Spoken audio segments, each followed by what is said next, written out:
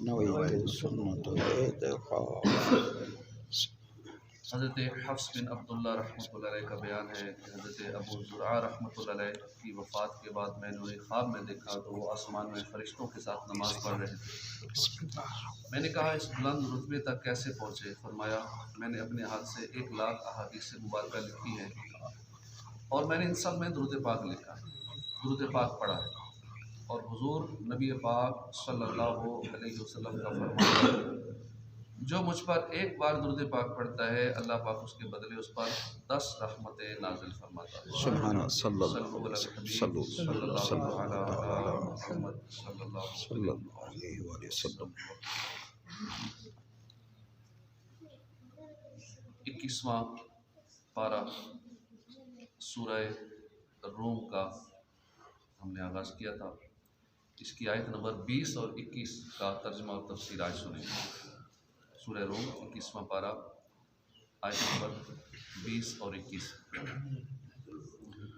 औज़ु बिल्लाहि मिनश शैतानिर रजीम। बिस्मिल्लाहिर रहमानिर रहीम। वमिन आयातिही अन खलक़कुम मिन तुराबिन सुम्मा इज़ा अंतुम बशरुन तंतशिरून। वमिन आयातिही अन खलक़ लकुम मिन अनफुसिकुम अज़वाजन लितस्कुनू इलैहा व जअल बैनकुम मवद्दतन व रहमह इन्न फ़ी ज़ालिका लआयातिन लिक़ौमिन यतफ़क्करून। अल्लाह के नाम से शुरू, जो निहायत मेहरबान रहमत वाला। वमिन आयातिही, और उसकी निशानियों में से है, अन खलक़कुम, कि उसने तुम्हें पैदा किया, मिन तुराबिन, मट्टी से, सुम्मा इज़ा अंतुम, फिर जभी तुम, बशरुन, इंसान हो, तंतशिरून, दुनिया में फैले हुए। वमिन आयातिही, और उसकी निशानियों में से है, अन खलक़ लकुम, कि उसने बनाए, लकुम, तुम्हारे लिए, मिन अनफुसिकुम, तुम्हारी जानों से, अज़वाजन, जोड़े, लितस्कुनू, ताकि तुम आराम पाओ, इलैहा, उनकी तरफ, वजअल बैनकुम, और उसने रखी तुम्हारे दरमियान, मवद्दतन व रहमा, मोहब्बत और रहमत। इन्न फ़ी ज़ालिका, बेशक इसमें, लआयातिन, ज़रूर निशानियाँ हैं, लिक़ौमिन यतफ़क्करून, उन लोगों के लिए जो गौर व फिक्र करते हैं, उनके लिए निशानियाँ हैं। तर्जुमा कंज़ुल इरफ़ान। और उसकी निशानियों में से है कि उसने तुम्हें मिट्टी से पैदा किया, फिर जब भी तुम इंसान हो जो दुनिया में फैले हुए हो। इस आयत में अल्लाह की वहदानियत और कुदरत पर इंसान की पैदाइश से इस्तिदलाल किया जा रहा है। इसका खुलासा ये है कि ऐ लोगों, अल्लाह ताला ने तुम्हें मिट्टी से पैदा किया और जीता जागता इंसान बनाया। और मिट्टी एक बेजान चीज़ है जिसमें हयात और हरकत का कोई असर नहीं है। फिर ये नहीं, बल्कि तुम्हारे अंदर शऊर और अक्ल पैदा किए, ख्यालात पैदा किए, एहसासात और जज्बात पैदा किए, गुफ्तगू करने, चीज़ों में तसर्रुफ़ करने की कुदरत दी। और ये सब चीज़ें मिट्टी का बुनियादी जुज़्व नहीं है। मिट्टी का ये काम नहीं है कि मिट्टी के अंदर अकल आ जाए, मिट्टी में शऊर आ जाए, मिट्टी एक चलती फिरती चीज़ बन जाए, ये उसका जुज़्व नहीं है। फिर भी देखो अल्लाह की कुदरत, अल्लाह की निशानियाँ, अपनी पैदाइश पे गौर कर लो तो तुम्हें अल्लाह की निशानियाँ नज़र आ जाएंगी। फिर तुम लोग अपनी और अपनी सिफ़ात की पैदाइश के बाद मुख्तलिफ अगराज़ो मकासद की वजह से दुनिया में फैले हुए हो। अगर तुम इन चीज़ों में गौर करोगे तो तुम पर ज़ाहिर हो जाएगा कि जिसने इंसान को पैदा किया वो वाहिद है, उसका कोई शरीक नहीं है, वो कामिल कुदरत रखता है। और जो मिट्टी जैसी बेजान चीज़ से जीता जागता इंसान बनाने की कुदरत रखता है, तो वो इंसानों को मौत के बाद दोबारा जिंदा करने की भी कुदरत रखता है। आयत में ये जो फरमाया गया ना कि उसने तुम्हें मिट्टी से पैदा किया, इससे मुराद ये है कि अल्लाह ताला ने इंसानों की असल आदम अलैहिस्सलाम को मिट्टी से पैदा किया। और जब उन्हें मिट्टी से पैदा किया गया तो गोया कि दीगर इंसानों को भी मिट्टी से पैदा किया गया। यहाँ आयत के इब्तदाई हिस्से में इंसान की मरहलावार तख्लीक का इजमाली बयान है, जबकि इसका तफसीली बयान इस आयत में मौजूद है। फरमाया या अय्युहन्नासु इन कुंतुम फी रैबिम मिनल बअथि फइन्ना खलक़नाकुम मिन तुराबिन सुम्मा मिन नुतफ़तिन सुम्मा मिन अलक़तिन। ऐ लोगो, अगर तुम्हें क़यामत के दिन उठने के बारे में कुछ शक हो तो इस बात पर गौर कर लो कि हमने तुम्हें मिट्टी से पैदा किया, फिर पानी की एक बूंद से, फिर जमे हुए खून से, फिर गोश्त की बोटी से जिसकी शक्ल बन चुकी होती है और अधूरी भी होती है, ताकि हम तुम्हारे लिए अपनी कुदरत को जाहिर फरमाएं। और हम माओ के पेटों में जिसे चाहते हैं उसे एक मुकर्रर मुद्दत तक ठहराए रखते हैं, फिर तुम्हें बच्चे की सूरत में निकालते हैं, फिर उम्र देते हैं ताकि तुम अपनी जवानी को पहुँचो। और तुम में कोई पहले ही मर जाता है और कोई सबसे निकम्मी उम्र की तरफ लौटाया जाता है, जिसको अर्दल उम्र कहा जाता है, बुढ़ापे की उम्र। तकरीबन ये 60 साल की उम्र को कहा जाता है अर्दल उम्र।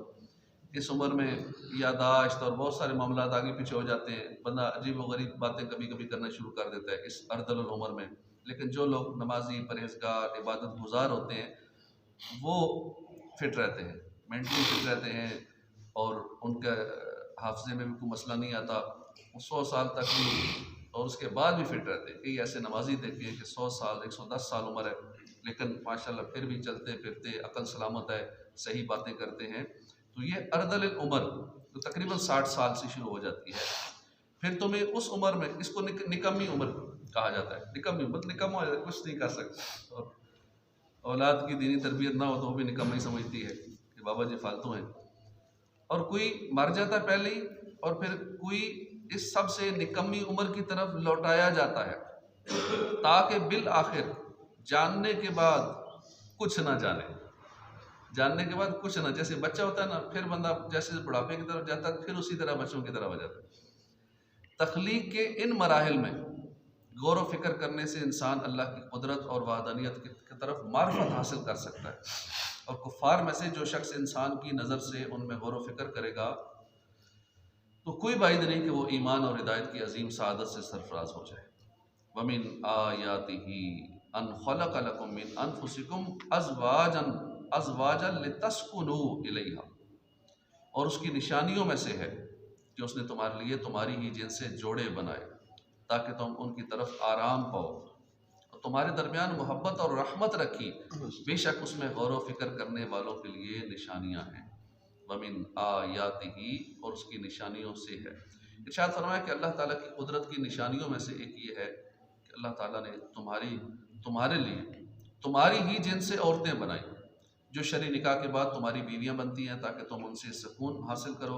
और अगर अल्लाह ताला हज़रत आदम अलैहिस्सलाम की औलाद में सिर्फ मर्द पैदा फरमाता, औरतों को उनके अलावा किसी दूसरी जिन्स मसलन जिन्नों से पैदा फरमाता, बीवी को जिन होती या हैवानात से पैदा फरमाता, तो मर्दों को औरतों से सुकून हासिल ना होता बल्कि उनसे नफ़रत पैदा होती, क्योंकि दो मुख्तलिफ जिन्सों के अफराद में एक दूसरे की तरफ मिलान नहीं होता और वो एक दूसरे से सुकून हासिल नहीं कर सकते।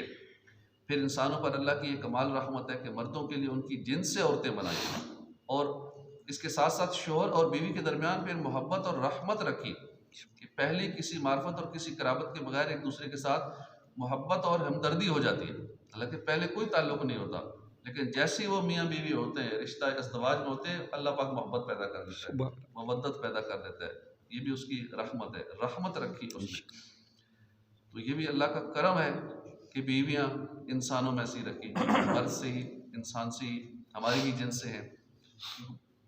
कई वाक़यात ऐसे मिलते हैं कि कोई जिन्नों में से कोई किसी पे आशिक हो जाता है, किसी इंसान पे, तो वो कहता है मैंने इसी से शादी करनी है। या कोई ऐसा जिन किसी औरत पे आशिक हो जाता है तो कह रहे मैं इसी से शादी करनी है, वो कहीं और शादी करेंगे तो वो नुकसान पहुँचाता है उस औरत को भी, अगले मर्द को भी। तो ये बहुत सारे केसेस हमारे माशरे में हैं। तो कितने वो टेंशन में आ जाते हैं, हालांकि बज़ाहिर वो जिन मोहब्बत भी करता है, पसंद आ गई है उसको, लेकिन फिर भी अब ये उससे मोहब्बत नहीं करती, वो जिन है, वो दूसरी जिन्स है। अपनी जिन्स की चीज़ हो तो उससे मिलान होता है, गैर जिन्स से मिलान नहीं होता, वो सारी ज़िंदगी के लिए मुसीबत में फंस जाती है। कहाँ जिन पीछे पड़ गए। इस तरह पास का चुड़ैल या जिन्नी जिसे कहते हैं फीमेल जिन्नों में से, वो कई मर्दों के पीछे पड़ जाती है कि मुझे पसंद आ गया, मैंने इसी से शादी करनी है, ना करे तो तंग करती है, शादी कर भी ले तो क्या करेगा। तो यूं करके अल्लाह पाक का कितना करम है कि उसने अपनी जिन्स में से ही औरत को पैदा फरमाया और जिसकी तरफ फिर मिलान होता है, फिर अल्लाह ने रहमत भी रखी, मोहब्बत भी रखी। तो इन चीज़ों में गौर व फिक्र करने वालों के लिए अल्लाह की अज़मत और कुदरत पर दलालत करने वाली निशानियाँ हैं। अगर वो इनमें गौर करेंगे तो उन्हें मालूम हो जाएगा कि जिसने दुनिया के निज़ाम को इस आसान अंदाज में कायम रखा हुआ है, सिर्फ वही हस्ती इबादत के लायक, वही कामिल कुदरत वाला है। इस्लामी माशरे में ख़ानदानी निज़ाम कायम करने और उसे बरकरार रखने को ख़ास अहमियत दी गई है। और इस निज़ाम की इमारत चूँकि मर्द और औरत के दरमियान शोहर और बीवी के रिश्ते की बुनियाद पर ही खड़ी हो सकती है, इसलिए इस्लामी माशरे में इस बुनियाद को मजबूत तर बनाने के खुसूसी इक़दामात किए गए हैं। इनमें से एक ये है कि औरत और मर्द के अज़दवाजी रिश्ते में ज़हनी और क़ल्बी सकून और बाहमी ज़िम्मेदारियों की तक़सीम को असल बुनियाद बनाया है और अज़दवाजी ताल्लुकात कायम करने को ज़हनी सकून हासिल करने का एक ज़रिया होने की हैसियत दी है। और जब शोहर को अपनी बीवी से ज़हनी सुकून मिलेगा तो उनकी बाहमी ज़िंदगी पुरसकून होगी, और जब मियाँ बीवी एक दूसरे के लिए इत्मीनान और सुकून का ज़रिया होंगे तो उनसे बनने वाला ख़ानदान भी खुशियों भरा होगा। और जब हर ख़ानदान इस दौलत से मालामाल होगा, पूरा माशरा अमन और सुकून का गहवारा बन जाएगा। या हर साहिब अकल आदमी इस बात का मुशाहिदा कर सकता है कि माशरे में जहाँ इस्लामी तालीमात पर अमल होता है वहाँ सुकून और चैन नज़र आता है, और जहाँ अमल नहीं होता वहाँ बेचैनी होती है, बेसुकूनी होती है, बेइत्मीनानी होती है, लड़ाई झगड़े होते हैं। और उमूमन घरों में यही नज़र आता है कि जिन घरों में इस्लामी माहौल नहीं है वहाँ बेसुकूनी है, लड़ाई झगड़े हैं। जहाँ भी गुनाहों का सिलसिला है वहाँ बेसुकूनी ही पाई जाती है। आपस में बच्चे वालिदैन से बदतमीज़ी कर रहे हैं, वालिदैन आपस में लड़ रहे हैं और तकरीबन घर मैदान जंग बना होता है। चुनांचे इस्लामी माशरे के मुकाबले में जब मगरबी माशरे पर नज़र डाली जाए तो उसमें बसने वाले ज़हनी सकून की दौलत से महरूम नज़र आते हैं। इसकी वजह यह नहीं कि उनके दुनियावी उलूम व फ़नून और टेक्नोलॉजी की तरक्की में कोई कमी है जिसकी बिना पर वह बेसकून है, या दौलत की कमी है जिसकी वजह से वह माशी परेशानियों का शिकार होकर ज़हनी सकून से महरूम, बल्कि तमाम तर तरक्की, दौलत, आसाइशों, सहूलतों की बहुतात होने के बावजूद मगरबी माशरे में बसने वालों के जहनी सकून से महरूम होने की बुनियादी वजह यह है कि उन्होंने सिर्फ जिनसी तस्कीन और शहवत की आसूदगी को बुनियाद बनाया, जिसके लिए उन्होंने औरत को बेरारवी की आज़ादी दे दी और मर्द को ये इख्तियार दे दिया कि वो किसी भी औरत के साथ उसकी रजामंदी से जिनसी ताल्लुकात कायम कर ले। जब मगरबी माशरे में जहनी सकून की बजाय जिनसी तस्कीन को बुनियाद बनाया गया और औरत की हैसियत महज जिनसी तस्कीन का आला होने की रखी गई, तो उसका नतीजा ये हुआ कि माशरे में औरतें, कवारी लड़कियों और बच्चियों का नाजायज़ बच्चों की माँ बनना ये आम हो गया। हरामी बच्चों की पैदाइश और उन्हें कत्ल कर दिए जाने की वारदातों में ख़तरनाक हद तक इजाफा हुआ। तलाक़ों की शरह बहुत बढ़ गई, ख़ानदानी निज़ाम तबाह होकर रह गया, नफ्सियाती और जहनी अमराज में मुब्तला अफराद की तादाद बढ़ना शुरू हो गई। और आज ये हालत है कि जहनी और नफ्सियाती अमराज के अस्पताल सबसे ज़्यादा है। जहनी मरीज़ों और दिमागी सकून की दवाएँ खाने वालों की तादाद भी वहीं सबसे ज़्यादा है। पागल खानों की तादाद भी वहीं सबसे ज़्यादा है। मुसलमान मुल्कों में कम है। डिप्रेशन की दवाइयाँ इस वक्त पूरी दुनिया में चल रही हैं और सबसे ज़्यादा गैर मुस्लिमों में, जो बड़ी तरक्की याफ्ता कहलाते हैं, बहुत माल और दौलत भी है, सब कुछ है, जहनी सकून भी। एक यूट्यूबर है, सोशल मीडिया का इन्फ्लुएंसर है, उसके 3.5 करोड़ से ज़्यादा फॉलोअर्स हैं और बड़े लोग मुतासर हो उससे, वो डिप्रेशन की बीमारी में मुब्तला हो गया। अब इतना कुछ होने के बावजूद जो महाना करोड़ों या अरबों कमा रहा है, मंथली उसकी इनकम है, क्योंकि जिसके 3.5 करोड़, जिसके आजकल 2-4 लाख हों तो वो भी महाना लाखों कमाता है, जिसके करोड़ों में चले जाए फॉलोअर, सब्सक्राइबर, तो उसकी आमदनी क्या होगी, उसका सेटअप क्या होगा, कितना उसका दुनियावी निज़ाम होगा। इसके बावजूद वो डिप्रेशन के मर्ज में चला गया। हालांकि किस चीज़ की कमी है, लेकिन एक मुसलमान है, खाली नमाज पढ़ता है, अल्लाह करते हैं, उसको ऐसा सुकून मिलते हैं, बज़ाहिर कुछ दौलत नहीं है, एक निज़ाम चल रहा है, गुजारा चल रहा है, लेकिन सुकून की ज़िंदगी गुजार रहा है। तो हम इस्लामी तालीमात के मुताबिक चलेंगे तो डिप्रेशन और दीगर बहुत सारी बीमारियों से, एंग्जाइटी वगैरह से बचे रहेंगे, क्योंकि अल्लाह की याद ही में दिलों का चैन है। हमारे मुसलमान इन्फ्लुएंसर है, उन्होंने उसको फिर दावत दी, क्या तुम्हें ये मसला हो गया, बीमारी, डिप्रेशन की बीमारी होगी, ये सब कुछ है तुम्हारे पास, मैं तुम्हें इस्लाम की दावत देता हूँ, तुम अगर मुसलमान हो जाओ, बातें तुम बड़ी अच्छी करते हो। बाकी बातें वो बड़ी दुनियावी हवाले से भी अच्छी करता है और बड़ी लोगों के अखलाक भी संवारता है और तो कारोबार भी सिखाता है और बड़ा मुखलिस होकर लोगों को सिखाता है।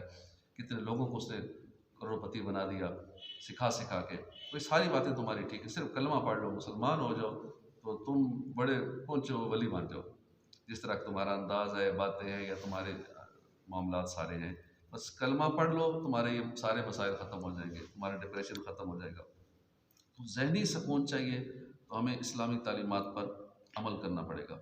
मगरबी माशरे की अंधी पैरवी करके अपना जहनी सुकून ख़ानदानी निज़ाम तबाही के दहाने पर लाने की बजाय उनके हालात से इबरत हासिल करें और इस्लामी माशरे के उसूल और कवानीन पर अमल पैरा होकर जहनी सुकून हासिल करने, ख़ानदानी निज़ाम को तबाह होने से बचाने की भरपूर कोशिश करें।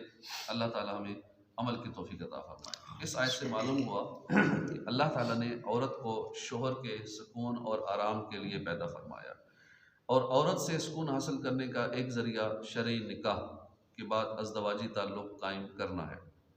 लिहाजा औरतों को चाहिए कि अगर कोई शरई या तबी उज़र ना हो तो अपने शोहर को अज़दवाजी ताल्लुक़ कायम करने से मना ना करें और शोहरों को भी चाहिए कि अपनी बीवियों के शरई या तबी उज़र का लिहाज रखें। जो औरत किसी उज़र के बगैर अपने शोहर को अज़दवाजी ताल्लुक़ कायम करने से मना कर देती है उसके लिए ये अहादीस बड़ी इबरत वाली है। हज़रत अबू हुरैरा रज़ियल्लाहु अन्हु से रिवायत है, हुज़ूर अक़दस सल्लल्लाहु अलैहि वसल्लम ने फरमाया, उस ज़ात की कसम जिसके कब्ज़ा कुदरत में मेरी जान है, जिस शख्स ने अपनी बीवी को अपने बिस्तर पर बुलाया और बीवी आने से इनकार कर दे तो अल्लाह ताला उस वक्त तक उस औरत से नाराज़ रहता है जब तक उसका शोहर उससे राज़ी ना हो। हज़रत अबू हुरैरा रज़ियल्लाहु अन्हु से रिवायत है, रसूलुल्लाह सल्लल्लाहु अलैहि वसल्लम ने फरमाया, अगर मर्द अपनी बीवी को अपने बिस्तर पर बुलाए और वो ना आए और मर्द बीवी से नाराज़ हो जाए तो सुबह तक फरिश्ते उस औरत पर लानत करते रहते।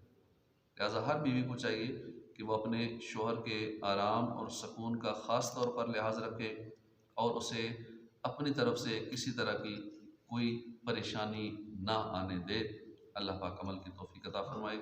आमीन बिजाह नबी आमीन सल्लल्लाहु तआला अलैहि वसल्लम।